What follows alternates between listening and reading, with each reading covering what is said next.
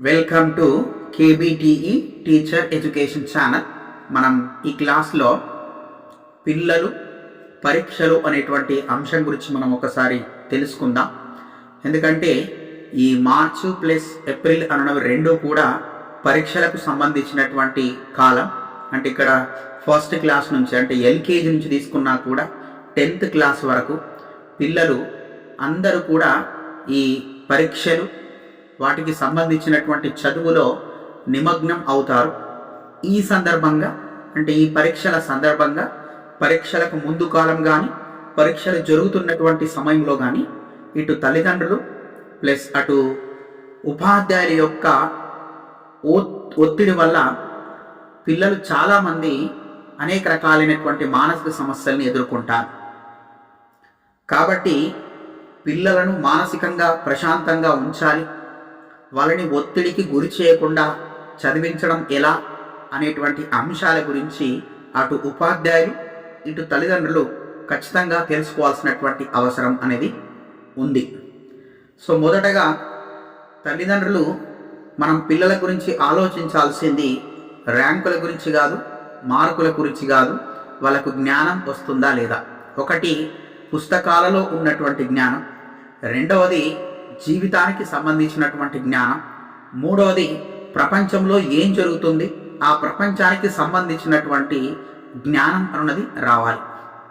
కానీ తల్లిదండ్రులు ఏం చేస్తారు, ఈ పుస్తకాలలో ఉన్నటువంటి ఏదైతే ఇన్ఫర్మేషన్ ఉంటుందో సబ్జెక్ట్ ఉంటుందో దాన్ని బట్టి పట్టించి వాళ్ళని వేధిస్తూ బలవంత పెడుతూ వాళ్ళ చేత చదివించడం అన్నది జరుగుతుంది.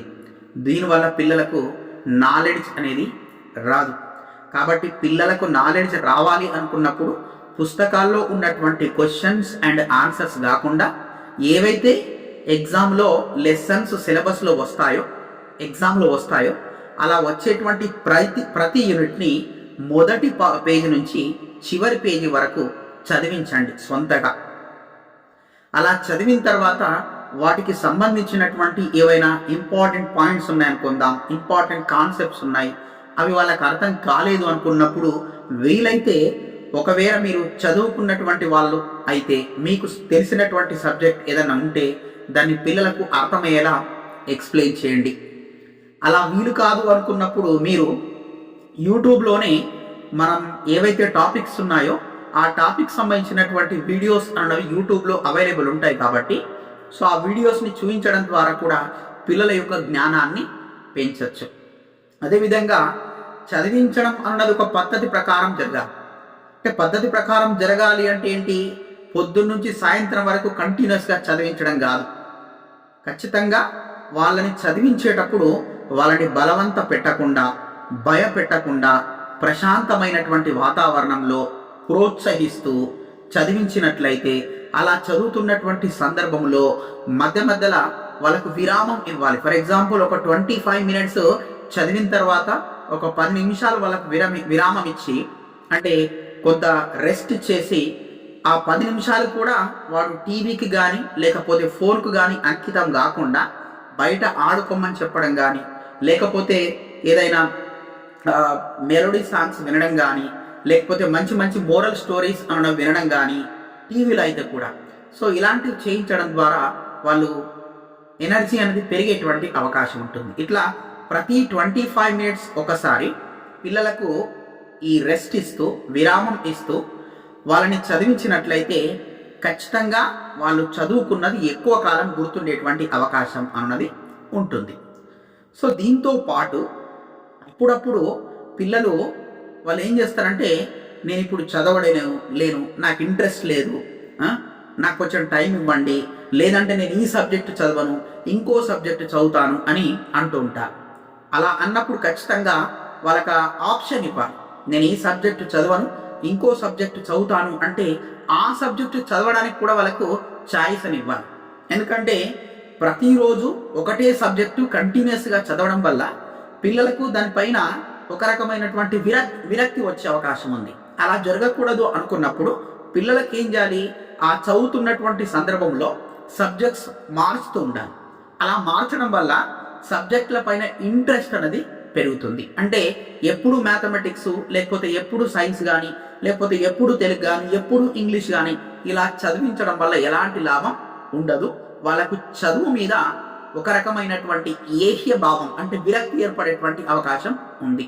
సో అలా జరగకూడదు అనుకున్నప్పుడు వాళ్ళు చదువుతున్నప్పుడు వాళ్ళని బలవంత పెట్టకుండా, తిట్టకుండా, ప్రేరేపిస్తూ, మోటివేషనల్ వర్డ్స్ యూజ్ చేస్తూ వాళ్ళని మచ్చిగా చేసుకుంటూ ఒకవేళ పిల్లల్ని చదివించినట్లయితే ఖచ్చితంగా వాళ్ళు చదువుతారు. చదివినటువంటి అంశాన్ని ఎక్కువ కాలం గుర్తుపెట్టుకుంటారు. అదేవిధంగా ఎగ్జామ్లో సక్సెస్ఫుల్గా రాయడం అన్నది జరుగుతుంది. సో దీంతో పాటు పిల్లల్ని అంటే పరీక్షకు ఒకరోజు ముందు రాత్రి 11 వరకు లేకపోతే 12 వరకు చదివించకుండా అంటే 7:30 ఆర్ 8 o'clock వాళ్ళు పడుకునేటట్టు వాళ్ళు ప్రోత్సహించాలి. ఎందుకంటే ఎంత ఎక్కువ నిద్ర ఉంటే పిల్లల యొక్క జ్ఞాపక శక్తి అంత బాగా ఉంటుంది. వాళ్ళు చదివినటువంటి అంశాన్ని గుర్తుపెట్టుకునేటువంటి అవకాశం ఉంది. ఫర్ ఎగ్జాంపుల్ రేపు ఎగ్జామ్ ఉంది అనేటువంటి ఉద్దేశంతో రాత్రి 11:30, 12 గంటల వరకు చదివించారనుకుందాం. సో మార్నింగ్ 6 o'clock వాళ్ళు లేస్తారు. అంటే కేవలం 6 hours మాత్రమే వాళ్ళకు నిద్ర ఉంటుంది. మినిమం 8 నుంచి 10 గంటల నిద్ర ఉంటేనే వాళ్ళు ప్రశాంతంగా ఉంటారు. రేపటి రోజు ఎగ్జామ్ ప్రశాంతంగా రాస్తారు. కానీ ఇక్కడ ఏం జరుగుతుంది, 2 నుంచి 3 గంటల నిద్ర తక్కువ కావడం వల్ల స్కూల్కి వెళ్ళిన తర్వాత ఒకటి వాళ్ళు మళ్ళీ ప్రిపేర్ కాలేరు, రెండవది ఏంటి ఎగ్జామ్ కూడా సరిగ్గా రాయలేరు. ఎందుకంటే నిద్ర ఉండడం వలన జ్ఞాపక శక్తి తగ్గిపోయేటువంటి అవకాశం అన్నది ఉంటుంది.